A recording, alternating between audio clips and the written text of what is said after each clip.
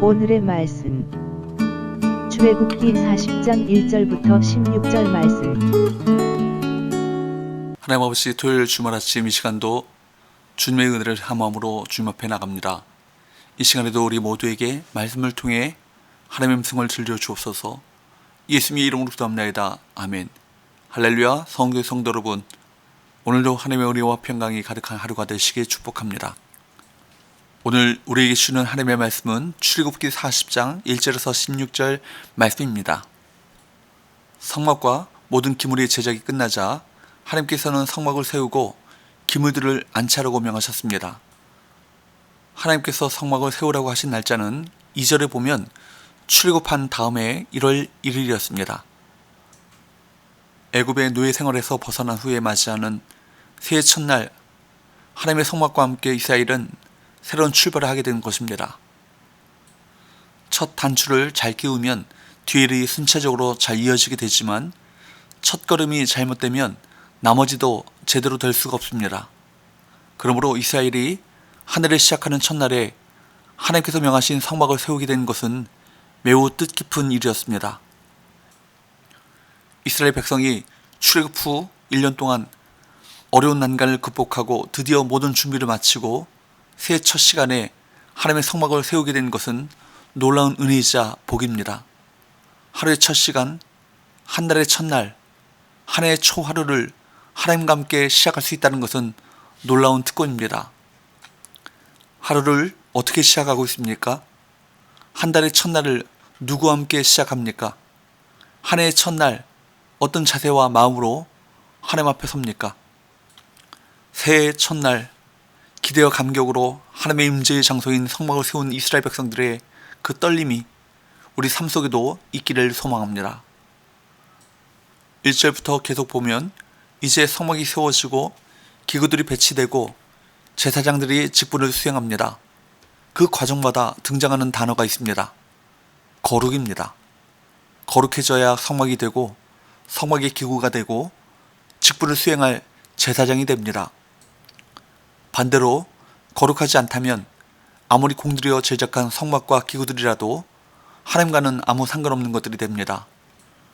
그러므로 하나님께서 모세에게 명하신 성막의 주제를 정한다면 거룩함입니다.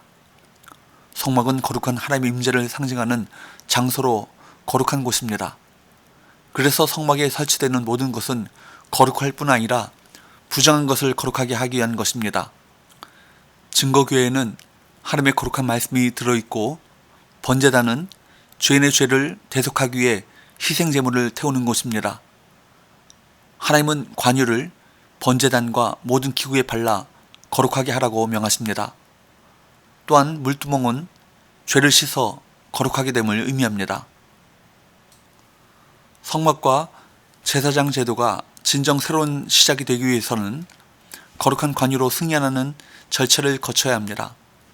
9절에서 11절, 또 관유를 가져다가 성막과 그 안에 있는 모든 것에 발라 그것과 그 모든 기구를 거룩하게 하라. 그것이 거룩하리라. 너는 또 번제단과 그 모든 기구에 발라 그 안을 거룩하게 하라. 그 제단이 지극히 거룩하리라. 너는 또 물두멍과 그 받침에 발라 거룩하게 하고. 여기에 보면 모세는 성막의 기물들을 제자리에 놓은 뒤 성막에 기름을 붓고 그 안에 있는 모든 기물에 기름을 바르는 예식을 행해야 합니다. 관유를 바름으로써 성막의 모든 기구가 거룩해졌습니다. 관유는 향품과 오략과 감람류를 혼합해 만든 기름이었습니다. 즉 혼합 향료 기름으로 예식용 기름이자 성별하는 향유입니다. 사실 그것 자체는 영적 능력이 없습니다. 그런데 그것을 바르면 성막 기구들이 지극히 거룩해졌습니다. 왜일까요? 명령과 순종, 그리고 약속 때문입니다. 관유 자체가 아닌 관유가 하나님의 명령에 따라 만들어졌기 때문에 하나님의 명령대로 사용되었기 때문입니다. 하나님의 명령에 순종했기에 하나님께서 그 순종을 통해 역사하시는 것입니다. 이 관유는 오늘날 성령의 기름 부음을 상징합니다. 그렇습니다. 성막을 물리적으로 세우고 건립하고 완성하는 것이 중요한 것이 아니라 하나님께서 그것을 승인하는 것이 중요한 것입니다. 하나님의 명령에 따라 순종했기에 거룩하다고 인정하셨습니다. 12절 13절을 보면 제사장인 아론과 그의 아들들은 회막 앞에서 물로 씻을 뿐 아니라 거룩한 옷을 입고 기름 부음을 받아 거룩해져야 했습니다. 모세는 하나님께서 명령하신 대로 시행함으로 성막을 세울 수 있었습니다. 이스라엘 백성은 성막의 제사를 통해 거룩함으로 나갈 수 있었습니다. 성도는 하나님의 말씀을 행함으로 세상 사람들과 구별된 거룩한 길로 나가야 합니다.